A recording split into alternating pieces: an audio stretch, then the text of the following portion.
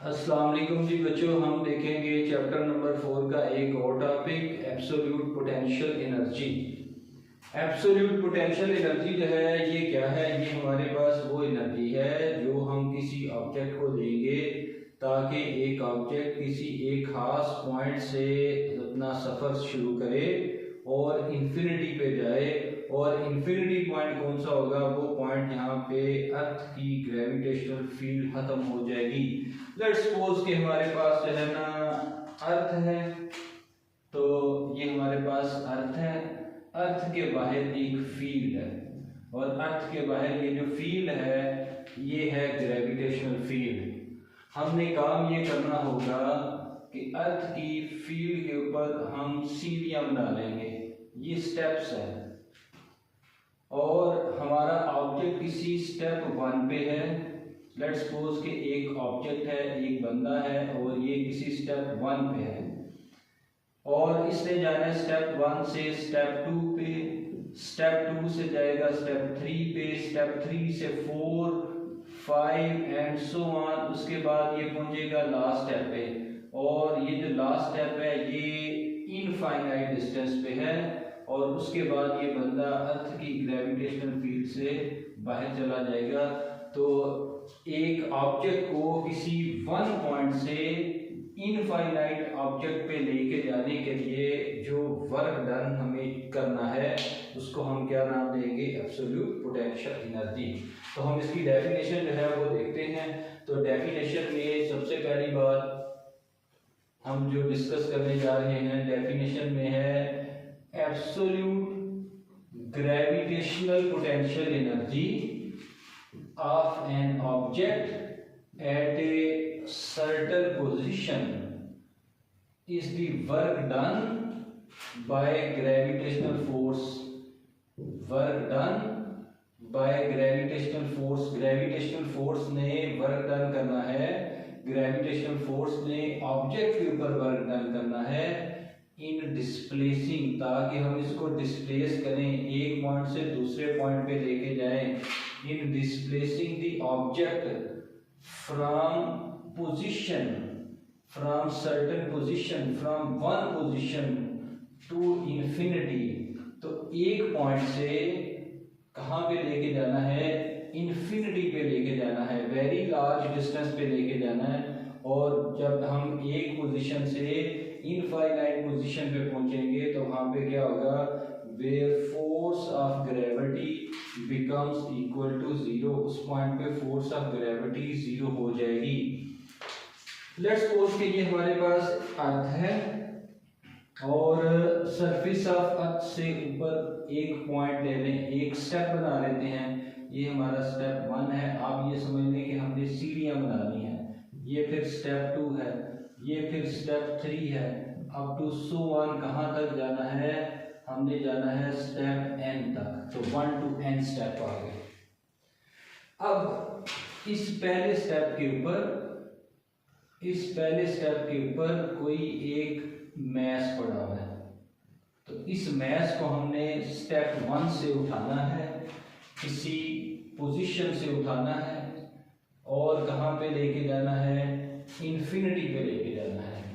तो 1 स्टेप से हम किधर जाएंगे? 1 स्टेप से इन्फिनिटी पे जाएंगे और इसके बाद हम अर्थ की ग्रेविटेशनल फील्ड को क्रॉस कर लेंगे। अब अगर हम अर्थ के सेंटर से स्टेप 1 का फासला फाइंड करें तो इसको हम नाम दे देते हैं कि ये हमारा फासला जो है ये है r1। ये डिस्टेंस कितना बन गया? r1। उसके बाद स्टेप 1 से स्टेप 2 तक का अगर मुझे फासला बनाना है तो स्टेप 1 से स्टेप 2 का जो फासला है इसको आप नाम दे दें r2। तो स्टेप 1 सेंटर को नाम दे देते हैं O, अर्थ का सेंटर O, अर्थ के सेंटर O से स्टेप 1 का फासला r1, अर्थ के सेंटर से स्टेप 2 का फासला r2। और इसी तरीके से जब हम लास्ट स्टेप तक लेके जाएंगे तो लेट्स सपोज कि ये हमारा लास्ट स्टेप है, इसको मैं एक्सटेंड कर लेता हूँ। और अर्थ के सेंटर से अगर हम इस लास्ट स्टेप का डिस्टेंस देखें तो ये जो डिस्टेंस है इसको आप नाम दे दो r equal to infinity, very large distance. और ये कौन सा स्टेप है, rn स्टेप। तो हमने पहले स्टेप से कहाँ पे जाना है, आखिरी स्टेप तक। और कैसे जाना है, सीढ़ियाँ चढ़ के जाना है, स्टेप वाइज, पहला स्टेप, दूसरा, तीसरा, चौथा। तो इस तरीके से हम स्टेप कवर करते जाएंगे। और हर 2 स्टेप के दरमियान का जो फासला होगा इसको हम नाम दे देते हैं कि ये हमारे पास डेल्टा आर है, जो कि वेरी वेरी शॉर्ट डिस्टेंस है। तो अब अगर हम इसकी डेरिवेशन करें, पहला पार्ट है ये हमने लिख लिया डेफिनेशन। इसमें हमने क्या देखा भाई, वर्क डन हमने करना है, किसके ऊपर वर्क डन करना है, हमने किसी एक ऑब्जेक्ट के ऊपर वर्क डन करना है, ताकि हम ऑब्जेक्ट को डिस्प्लेस करें कहाँ से, एक पोजीशन से आखिरी पोजीशन इनफाइनाइट डिस्टेंस पे। और जब हम इनफाइनाइट डिस्टेंस पे जाएंगे तो वहां पे फोर्स ऑफ ग्रेविटी ने 0 बन जाना है। तो अब ये जो पूरा हमारा सिस्टम है, इस सिस्टम को हम किस तरह से देखेंगे ये भी हम चेक करते हैं जी। तो अब अगला पार्ट जो है वो है if a body of mass m, अगर हमारे पास एक ऑब्जेक्ट है, इसका मैस m है, इसको हमने डिस्प्लेस करवाना है, is displaced from step 1 to step n। पहले स्टेप से हम कहाँ पे जाएंगे, पहले स्टेप से आखिरी स्टेप पे जाएंगे 1 to n। और ये पूरा प्रोसेस हम जो करेंगे ये हम करेंगे अर्थ की ग्रेविटेशनल फील्ड के अंदर, इन ग्रेविटेशनल फील्ड। और ये जो स्टेप हैं 1 to n स्टेप, इनको हमने क्या करना है, divide each step into small length element delta R. और पहला स्टेप, इसका डिस्टेंस क्या है, डेल्टा आर। इससे अगला वाला जो डिस्टेंस होगा ये कितना होगा, ये भी डेल्टा आर। उससे अगला वाला डेल्टा आर, उससे अगला वाला डेल्टा आर। तो आप ये समझ लो कि ये जो डेल्टा आर है ये सीढ़ी के स्टेप्स हैं। तो सीढ़ी के 2 स्टेप के दरमियान का फासला कितना हो जाएगा, ये डेल्टा आर है। उसके बाद let r1 distance of step 1 from centre O। Centre O से स्टेप 1 का फासला कितना है, वो तो r1 है। फिर r2 क्या है, distance of step 2 from centre O। तो स्टेप 2 का सेंटर के साथ फासला कितना है, वो है r2। और उसके बाद अगली बात है डेल्टा आर। डेल्टा आर क्या है, distance between step 1 and step 2। Step 1 और स्टेप 2 के दरमियान का फासला कितना बन गया, डेल्टा आर। अच्छा, अब अगर स्टेप 1 और स्टेप 2 के दरमियान का फासला हमें मिल गया, और सेंटर से स्टेप 1 का फासला मिल गया, और सेंटर से स्टेप 2 का फासला मिल गया, तो यहां से हम जो फाइंड कर सकते हैं वो है now r2 equal to r1 plus delta R. Centre से स्टेप 1 का फासला प्लस स्टेप 1 से स्टेप 2 का फासला। अब ये जो आपका टोटल फासला है, सेंटर से स्टेप 2 का फासला ये कितना है, ये हमारे पास r2 है। r2 ब्रेक हो रहा है किसमें, सेंटर से स्टेप 1 का फासला r1 प्लस स्टेप 1 से स्टेप 2 का फासला डेल्टा आर। इसको आप नाम ले दें इक्वेशन नंबर 1। और अगर मैं यहाँ से डेल्टा आर की वैल्यू निकालूं तो r1 प्लस लेफ्ट साइड पे आके माइनस, तो डेल्टा आर किसके बराबर है भाई, r2 माइनस r1। इसको नाम ले दें इक्वेशन नंबर 2। तो हमारे पास क्या आ गया भाई, 2 स्टेप के दरमियान का हमें फासला भी मिल गया, सेंटर से स्टेप 1 का फासला मिल गया। नाउ एवरेज डिस्टेंस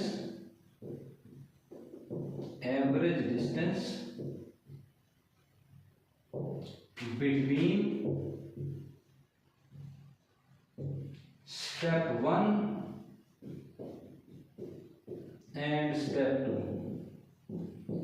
स्टेप 1 और स्टेप 2 के दरमियान का एवरेज फासला जो है वो अब हम निकालते हैं।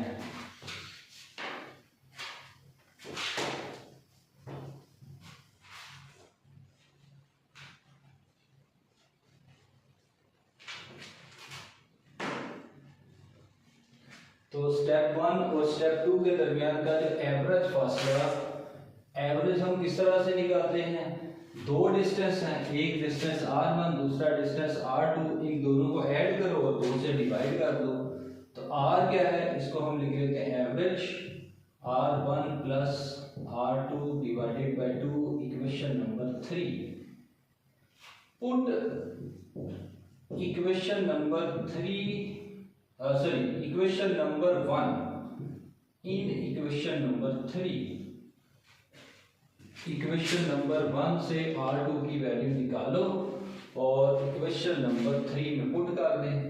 r equal to r1 plus r2 की वैल्यू क्या है भाई, r1 plus delta r।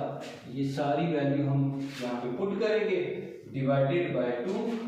r किसके बराबर, r equal to r1 plus r1 multiply कर दो plus delta r divided by 2।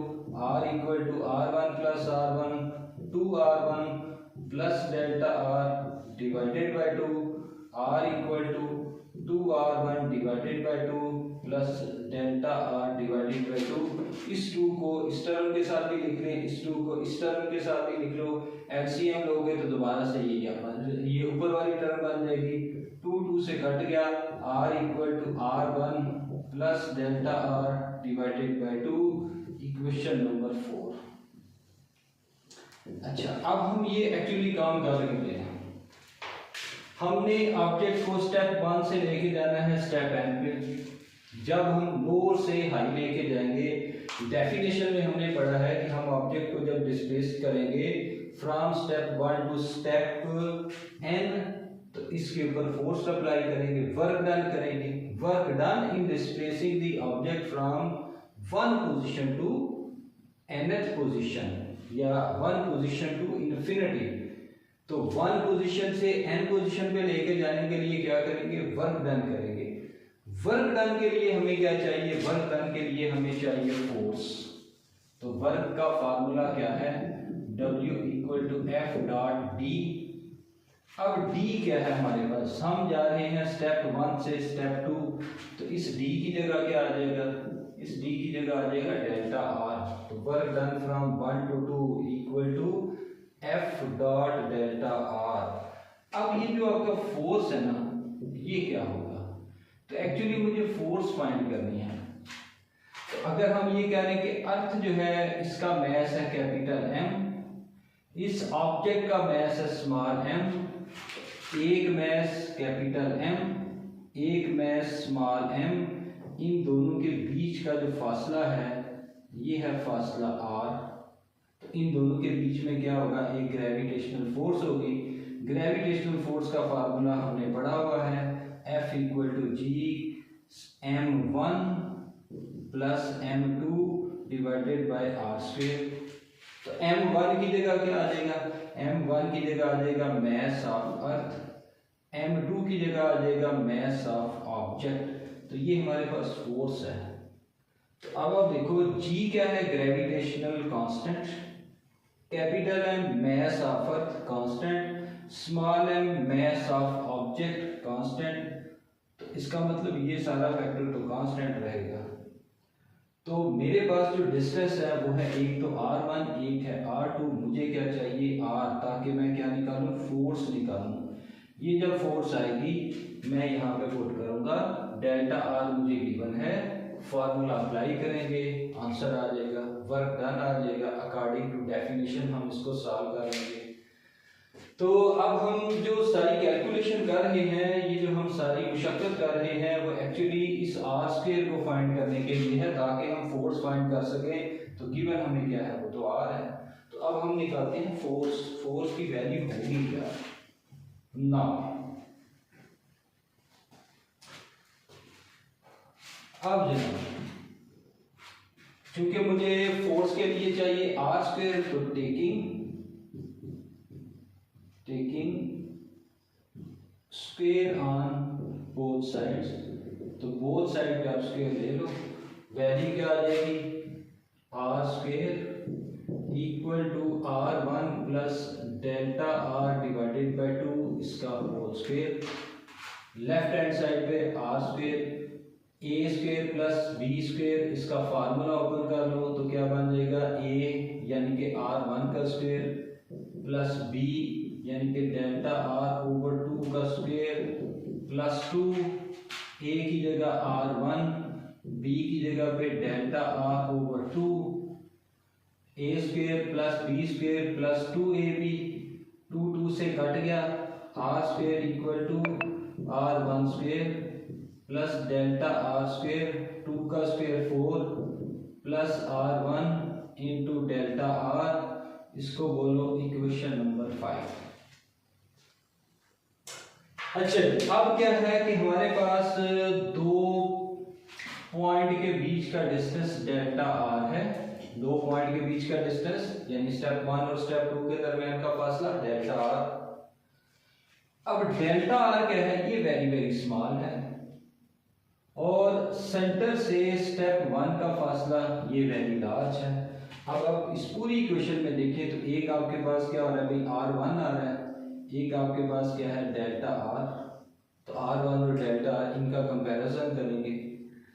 अच्छा, अब अगर आप सेंटर से अर्थ की सरफेस तक का डिस्टेंस देखो, अगर आपके पास अर्थ है, अर्थ के सेंटर से अर्थ की सरफेस तक का जो डिस्टेंस होगा ये होगा रेडियस,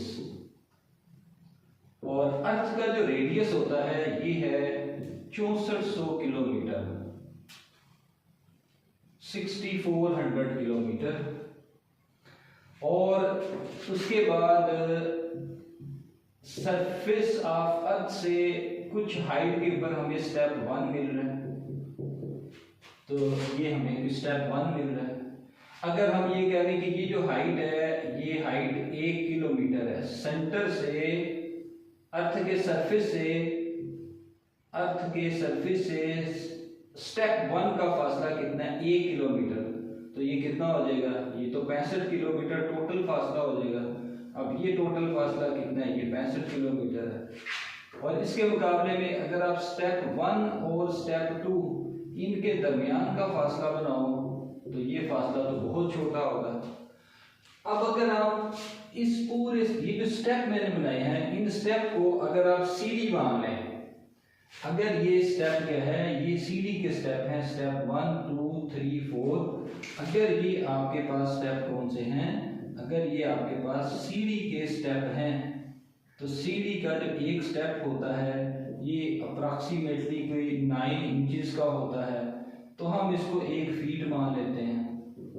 तो अब अगर आप देखो, अगर ये डेल्टा आर हम सपोज करें 1 फीट है, तो इसके मुकाबले में सेंटर से यहाँ तक का जो फासला है ये तो कोई 6500 किलोमीटर हमने एग्जांपल सेट की है।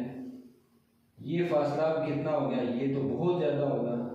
तो अगर ये फासला बहुत ज़्यादा है तो ये फासला बहुत कम, तो इसलिए ये वैल्यू बहुत छोटी हो जाएगी, और बहुत छोटी वैल्यू का जब हम स्क्वायर लेते हैं तो वो और छोटी हो जाती है।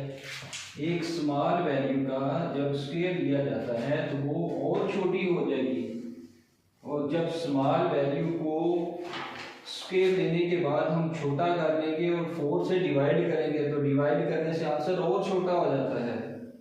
तो फिर हम क्या लिखेंगे, S delta R is very very small as compared to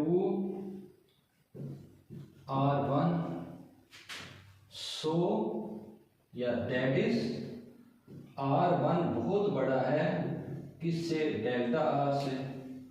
so ignore delta R square divided by 4, तो delta are square divided by 4 को आप क्या करो, इग्नोर कर दें। इसको आपने क्या करना है, इग्नोर कर देना है। अब ये टर्म होगी इग्नोर, तो फिर आपके पास इक्वेशन नंबर 5 मॉडिफाई होके क्या बनी, R square equal to R1 square plus ये term ignore plus R1 into delta R, इसको नाम दो इक्वेशन नंबर 6 का। और अगर आपको इक्वेशन नंबर 2 जो कि मैंने यहाँ पे लिखी थी वो याद हो तो उसको आप यहाँ पे पुट कर दो, ताकि आपके पास डेल्टा आर की वैल्यू आप यहाँ पे पुट कर दें। Put value of delta R from equation number 2 in equation number 6, तो ये आप वैल्यू पुट कर दें। जब आप वैल्यू पुट करेंगे तो आपके पास आर स्क्वायर की वैल्यू आ जाएगी, और डेल्टा आर की वैल्यू हमने क्या फाइंड की थी भाई, R2 माइनस R1। ये इक्वेशन नंबर 2 है, इसको मैं लिख लेता हूँ, ये मुझे फिर बाद में चाहिए होगी। अब आप क्या करो, यहाँ पे वैल्यू पुट करें, तो आर स्क्वायर फिर किसके बराबर हो गया, R square equal to R1 square plus R1 into R2 minus R1। यहाँ पे आपने बस वैल्यू पुट करनी है, R2 माइनस R1। अब आप इसको मल्टीप्लाई कर दो, R square equal to R1 square plus R1 R2 minus R1 square, R1 multiply by R2, फिर R1 से मल्टीप्लाई हुआ तो R1 स्क्वायर, प्लस का और माइनस का R1 स्क्वायर कट गया तो R इक्वल टू R1 और R2, इसको बोले इक्वेशन नंबर 7। और ये हमारे पास स्टेप 1 और स्टेप 2 के दरमियान का एवरेज फासला निकल के आ गया।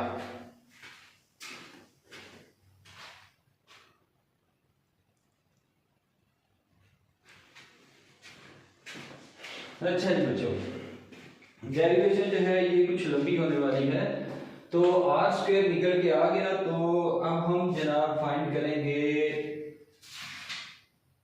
Small M mass of object और कैपिटल एम इनके बीच में ग्रेविटेशनल फोर्स। तो as we know that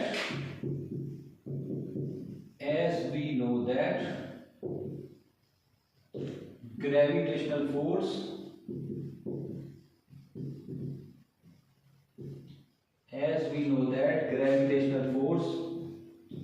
between mass of object and earth, और अर्थ का मैस हमने क्या लिया हुआ है, कैपिटल एम इज, तो फार्मूला हमारे पास क्या बना, F equal to G capital M small M divided by R square, equation number 8। Put equation number 7 in equation number 8, तो ये हमारे पास फार्मूला मॉडिफाई हो गया। इक्वेशन नंबर 8 जो मैंने लिखी है ये ग्रेविटेशनल फोर्स है, कौन कौन से ऑब्जेक्ट के बीच में, एक तो हमारे पास अर्थ है जिसका मैस मैंने लिया हुआ है कैपिटल एम, और एक हमारे पास स्मॉल एम है जो कि है ये मैस स्मॉल एम और ये अर्थ कैपिटल एम, इनके बीच में ग्रेविटेशनल फोर्स ये हमने लिख ली। इसको लिखना है in term of distance R1 and R2, और डिस्टेंस R1 और R2 के बीच का जो एवरेज डिस्टेंस है वो हमने कितना माना है भाई, वो R है। अब जनाब तो ग्रेविटेशनल फोर्स फिर क्या बन गई, F equal to G capital M small M divided by R square की जगह क्या लिख देंगे, आर स्क्वायर की जगह हम लिख देंगे R1 और R2, इसको आप नाम दे दो इक्वेशन नंबर 9 का। तो अब हमारे now work done for step 1 to step 2।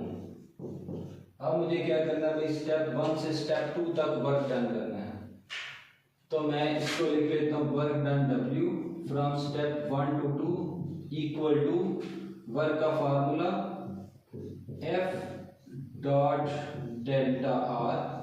Displacement कितना हो रहा है, जब स्टेप 1 से स्टेप 2 जा रहे हैं डिस्प्लेसमेंट कितना है, उसका नाम हमने रखा हुआ है डेल्टा आर। तो डेल्टा आर डिस्प्लेसमेंट है, तो F dot delta R, dot product को अगर आप ओपन कर लें आंसर बनेगा F delta R into cos theta.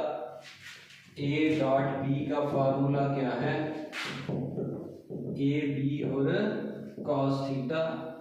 तो ए की जगह आ गया एफ, डॉट बी की जगह आ गया डेल्टा आर। ओपन करेंगे तो हमारा आंसर आ गया F delta R into cos theta. Equation number 9 हमने फाइंड की, और इक्वेशन नंबर 9 में हमने क्या फाइंड किया भाई, फोर्स की वैल्यू आ गई G capital M small M divided by R1 और R2। डेल्टा आर हमने फाइंड किया, कहाँ पे फाइंड किया था, इक्वेशन नंबर 2 में फाइंड किया था। डेल्टा आर की वैल्यू पुट कर दो, कितनी, R2 minus R1 into cos theta. अब ये मैथ जो डिस्प्लेस होके जा रहा है ये तो स्टेप 1 से स्टेप 2 तक डिस्प्लेस कर रहा है, यानी कि डाउन टू अप जा रहा है। और जो ग्रेविटेशनल फोर्स होती है ये तो अट्रैक्टिव होती है, ये तो टूवर्ड सेंटर ऑफ अर्थ आएगी। तो इसका मतलब डेल्टा आर ऊपर की तरफ, फोर्स नीचे की तरफ, एक दूसरे के हालोसिमत में एंगल कितना बन गया 180 डिग्री। तो इस थीटा की वैल्यू फिर क्या होने जा रही है भाई 180 डिग्री। और हमें ये पता है कि जो cos 180 डिग्री होता है, cos 180 की वैल्यू जो है वो होती है -1। अब आप यहाँ पे वैल्यू पुट कर दो, तो work done from step 1 to 2 equal to G capital M small M divided by R1 R2। इसको इसके साथ लिख लो, R2 minus R1 divided by R1 R2 into cos 180। cos 180 की जगह क्या लिख देंगे, cos 180 की जगह पे वैल्यू आ गई -1, यहाँ पे साइन +1, इधर -1 प्लस इधर plus multiply by minus, answer क्या आ गया माइनस।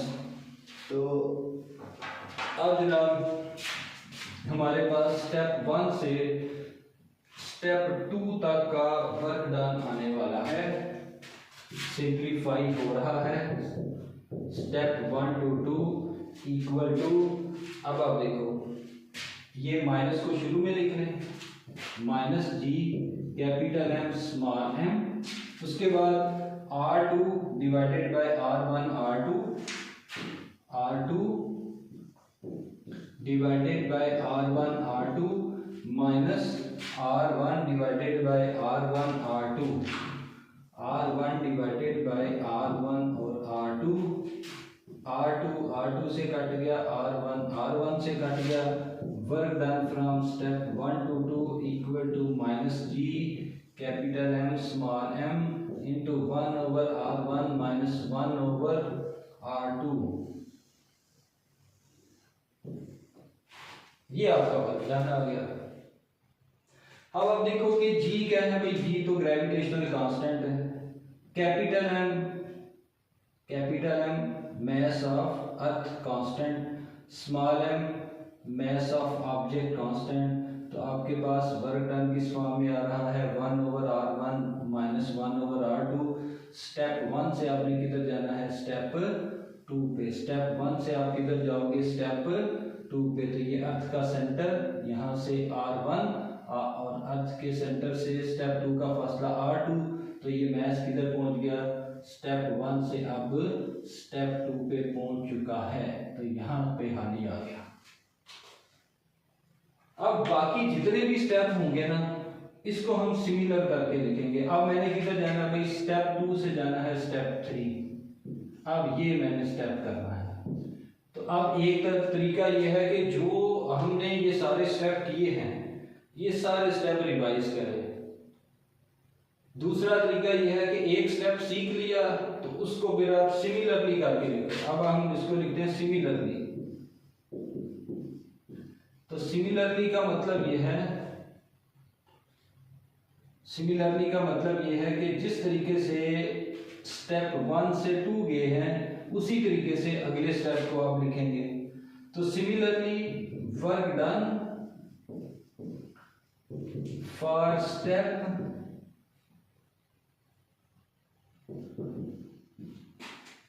2 to स्टेप 3, स्टेप 2 से स्टेप 3 जाना है। अब आपके पास क्या हो जाएगा, work done from step 2 to step 3। पहले 1 to 2, अब क्या है 2 to 3। Work done for step 2 to 3, तो ये क्या बन जाएगा जी, work done for step 2 to 3। ये सारा factor constant equal to minus G capital M small M into 1 over R. यहाँ पे देखो 1 है तो मैंने लिखा 1 ओवर R1, 2 है तो क्या लिखेंगे 1 ओवर R2, माइनस इधर 2 है तो क्या लिखा R2, इधर 3 है तो क्या लिखेंगे 1 ओवर R3।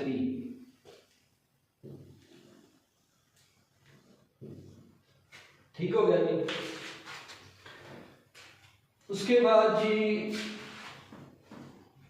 अगला स्टेप क्या था, 1 से 2 के बाद आ गया 2 से 3, तो 2 से 3 के बाद कहाँ पे जाएंगे, हाँ जी 2 से 3 पे गए, 3 पे पहुंच गए। अब हमने कहाँ पे जाना है, 3 से 4, तो 3 से 4 जाना है, इसको दे के लिखेंगे। अब वर्क डन फॉर 3 to 4, 1 से 2 तो 1 ओवर R1, उसके बाद 2 है तो 1 ओवर R2, 2 से 3 तो क्या लिखा 1 ओवर R2, और उसके बाद 3 है तो 1 ओवर R3, उसके बाद लिखेंगे 3 से 4, तो क्या लिखेंगे minus G capital M small M into 1 over R3 minus 1 over R4। ये हमारा स्टेप कौन सा हो गया, 3 to 4।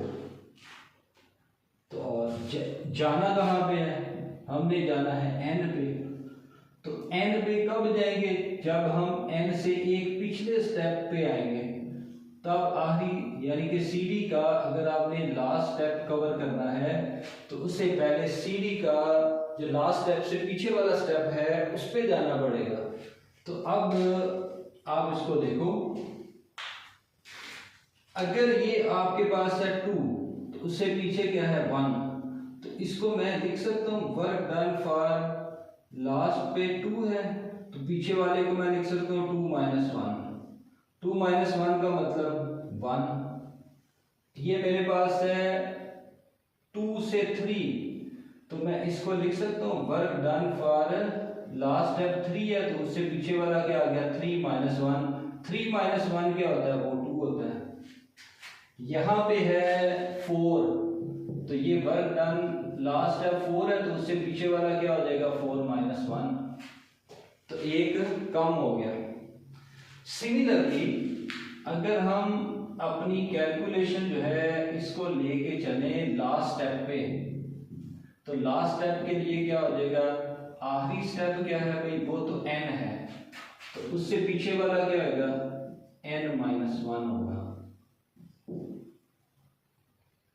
4 है उससे पीछे क्या होगा 3, तो 3 का मतलब 4 माइनस 1 इक्वल टू 3। यहाँ पे n है तो उससे पीछे n माइनस 1, यहाँ पे 3 है तो उससे पीछे 3 माइनस 1 यानी कि 2, यहाँ पे 2 है तो उससे पीछे 2 माइनस 1 यानी कि 1। अब आपके पास ये लास्ट स्टेप आ गया, इसको क्या लिखेंगे minus G capital M small M into 1 over R N minus 1 over R N. तो ये हमारे पास सीडी का लास्ट स्टेप, यहाँ तक हम पहुँच गए। तो कहाँ से गए भाई n माइनस 1 से n। अब ये जो मेरे पास इक्वेशन बनी है, मैंने आखिरी इक्वेशन बनाई 9, इसको बोलो 10, इसको बोलो 11, इसको बोलो 12 और इसको बोलो 13। अब हमें जाना है n पे। n पे कब पहुंचे, जब हमने स्टेप 1 से 2, 2 से 3, 3 से 4, तो 1 to n सारे स्टेप अब हमारे पास कवर हो गए हैं। पहले स्टेप से डेफिनेशन के मुताबिक हमने क्या कहा था कि वर्क डन करना है, एक ऑब्जेक्ट को डिस्प्लेस करना है from step 1 to step n। तो 1 to n अब हम पहुंच चुके हैं। इन सब को आप ऐड कर लो तो हमें क्या मिल जाएगा, total work done from step 1 to step n।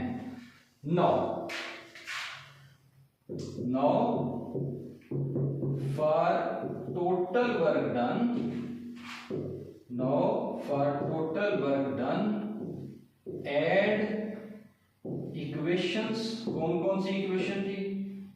10, equation number 10, फिर 11, 12 and so on. Last value क्या थी? वो थी इक्वेशन नंबर 3। तो इन सब को आपने क्या करना है, ऐड करना है, ताकि हमें क्या मिले, ताकि हमें टोटल वर्क डन मिल जाए। अब टोटल वर्क डन बनाने के लिए इक्वेशंस को ऐड करना है। तो for total work done W total, अब W टोटल क्या बनेगा? W टोटल है work done for step 1 to 2 plus work done for step 2 to 3 plus work done for step 3 to 4 up to so on last value work done for n minus 1 to n। तो ये work done, ये work done, ये work done, ये work done, इन सब को क्या करो, ऐड कर दो, इनकी वैल्यू पुट कर दें, हमें क्या मिलेगा, टोटल वर्क डन। तो W टोटल किसके बराबर भाई? W टोटल आ गया minus G capital M small m into 1/r1 minus 1/r2। 2 to 3 इसका आंसर आ गया minus G capital M small m into 1/r2 minus 1/r3। उसके बाद यानी कि ये आपने क्या किया, ये पहली टर्म लिखी, उसके बाद मैं इसको लिखता हूँ, यहाँ पे लिखता हूँ प्लस, और इसके साथ माइनस अलग से लिख लेते हैं। फिर अगली टर्म में क्या हो गया, ये प्लस मैंने लिखा, और इस सारे का आंसर क्या है, minus G capital M small m into 1/r3 minus 1/r4, फिर प्लस एंड सो ऑन। और कहां तक पहुंचना है, हमने पहुंचना है लास्ट स्टेप पे। तो प्लस लास्ट स्टेप क्या है, वो है minus G capital M small m into 1/rn minus 1 minus 1/rn। तो ये हमारा आ गया टोटल वर्क डन। अब इस सारे में अगर आप देखो ना, तो आपको जो चीज कॉमन नजर आ रही है वो है minus GMM minus GMM minus GMM minus GMM। इसको आप ले लो कॉमन, तो आपके पास जो W टोटल बनेगा, W total equal to minus G capital M small m, ये तो कॉमन आ गया। बाकी बच गया 1/r1 माइनस 1/r2, ये सारी टर्म आ गई, ये कॉमन आ गया, प्लस इस सारे की वैल्यू 1/r2 माइनस 1/r3। उसके बाद ये कॉमन आ गया, तो बाकी क्या बच गया, प्लस 1/r3 माइनस 1/r4। उसके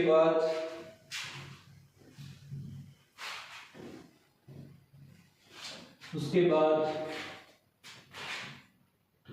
प्लस सो ऑन, और लास्ट वैल्यू जो है ये आपके पास कॉमन आ गई, प्लस बच गया, इधर लिख लिया प्लस, ब्रैकेट में क्या बच गया, 1/rn माइनस 1 माइनस 1/rn। ये जनाब आपका बकाया है। और ये जो बकाया रकम है, इसको अब हम दोबारा से सिंप्लीफाई करते हैं। और अब आप देखो, पहली टर्म तो प्लस के साथ है, अगली टर्म माइनस है, उससे अगली टर्म प्लस, फिर माइनस, फिर प्लस, फिर माइनस, फिर प्लस, इस तरह प्लस माइनस चलती जाएगी। लेकिन अगर आप इस सेकंड टर्म को देखो तो ये है आपके पास माइनस के साथ, उससे अगली वाली प्लस के साथ, उससे अगली वाली माइनस के साथ, उससे अगली वाली प्लस के साथ, फिर माइनस, उससे आगे फिर क्या आएगा प्लस, यानी कि प्लस 1/r4 माइनस 1/r5।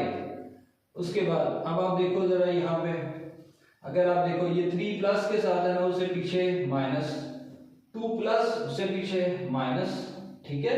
यहाँ पे 4 प्लस के साथ होगी, उससे पीछे वाली माइनस के साथ। अगर ये प्लस है तो इससे पीछे एक और टर्म होगी जो कि माइनस में है, और उसकी वैल्यू यहाँ पे जो होगी वो है 1/rn माइनस 1 माइनस के साथ, और प्लस के साथ होगी 1/rn माइनस 2।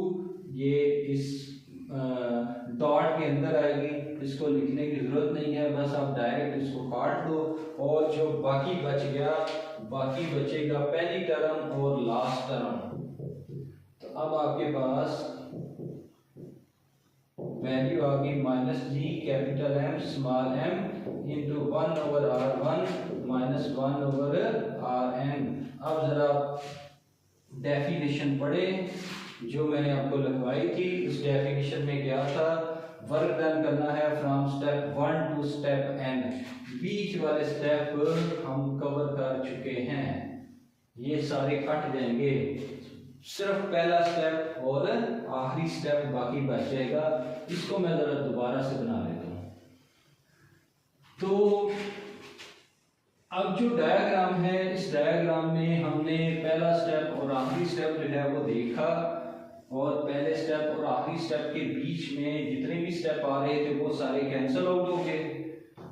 डायग्राम क्या थी कि एक हमारे पास अर्थ है, अर्थ के बाहर एक ग्रेविटेशनल फील्ड है, अर्थ के सेंटर से सरफेस तक का जो फासला है ये तो रेडियस ऑफ अर्थ है।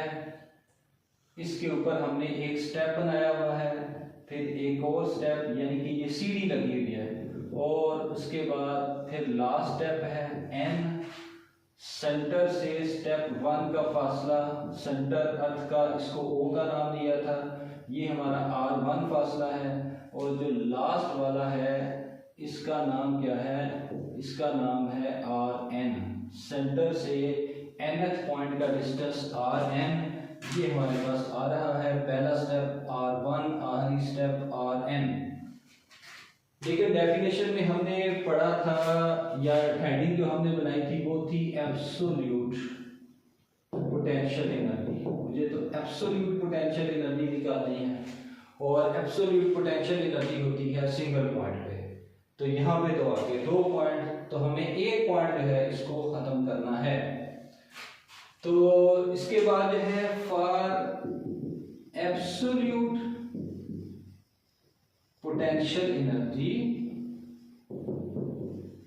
for absolute potential energy take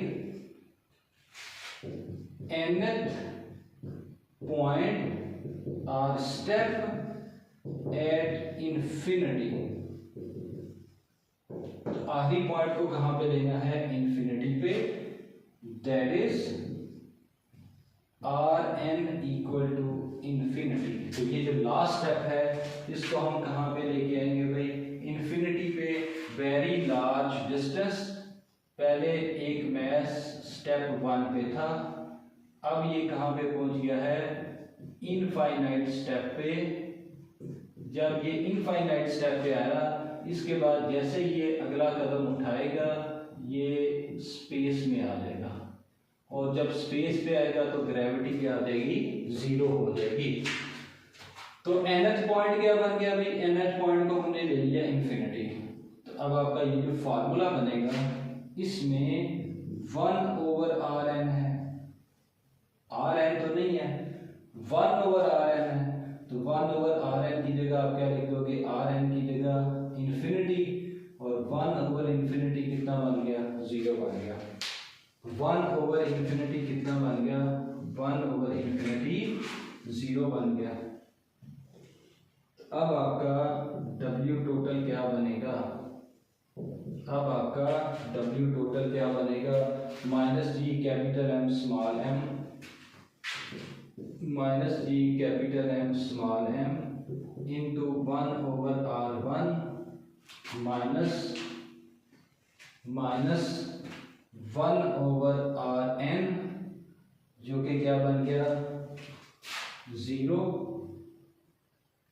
ये बन गया 0, और आपके पास W टोटल किसके बराबर भाई, -G capital M small m into 1/r1 -0 तो 1/r1। इसको हम लिख लेते हैं इन जनरलाइज्ड, इसको एक नया नाम दे दो, और वो क्या है, इस W टोटल की जगह आप क्या लिख दो U, इस W टोटल की जगह आप क्या लिख दोगे U equal to -G capital M small m और 1/r1। तो ये किसी R1 पॉइंट के ऊपर पोटेंशियल एनर्जी निकल के आ गई। तो ये जो R1 पॉइंट है इस पे हमने पोटेंशियल एनर्जी जो है वो कैलकुलेट कर दी है। तो यहाँ तक हमने बस इस पोटेंशियल एनर्जी को जो नाम दिया है, इस वर्क डन को जो नया नाम दिया है उनके साथ मैच होने के लिए U का नाम दिया है। अब हमने जो लास्ट स्टेप करना है वो है, लास्ट स्टेप जो है वो है potential energy at surface of earth.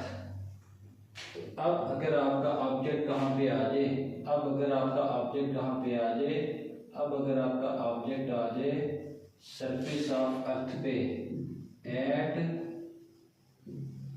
Surface of earth,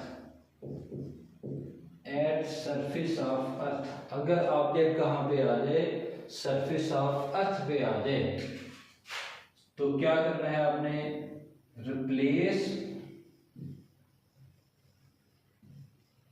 replace R1 bye capital R। इस R1 की जगह आप क्या लिख दो, इस R1 की जगह पे कैपिटल R लिख दो। तो ऑब्जेक्ट कहाँ पे पहुंच गया है, सरफेस ऑफ अर्थ पे, और सेंटर से सरफेस ऑफ अर्थ तक का जो डिस्टेंस है वो किसके बराबर, कैपिटल R के बराबर। इसको आप लिख लो U के साथ सबस्क्रिप्ट में लिख दो G। तो G का मतलब gravitational potential energy, U for potential energy, G for gravitational, equal to -G capital M small m divided by capital R, which is the gravitational potential energy at surface of earth। अब यहाँ तक तो हम पहुँच गए। अब ये है कि जब हमने इसको जर्नलाइज बनाया, तो जब हम जर्नलाइज बनाते हैं ना तो फिर हम 1 2 3 नहीं लिखते, स्पेसिफाई नहीं होते। तो यहाँ पे जो मैंने लिखा है ना R1, इस R1 को आप खत्म कर दो। ये जो R1 है ये स्टेप 1 पे हमने टोटल स्टेप 1 में ग्रेविटेशनल पोटेंशियल एनर्जी लिखी है। अगर हमें जर्नलाइज करना है तो जर्नलाइज करने के लिए W को मैंने क्या नाम दिया, इसको U का नाम दिया। अब R1 R2 R3 यहाँ पे जो भी आएगा उसको नहीं लिखना, सिर्फ क्या लिखोगे, इसको R लिख दोगे, सबस्क्रिप्ट में नंबर को इग्नोर कर दें, तो ये R आ गया। और इसी तरीके से यहाँ पे भी करेक्शन कर लें, at surface of earth replace R1 की जगह क्या आ जाएगा, R by capital R, small r किससे रिप्लेस हो जाएगा, कैपिटल R, जो कि सरफेस ऑफ अर्थ है। तो ये था जी बच्चों हमारा टॉपिक। तो थैंक यू। तो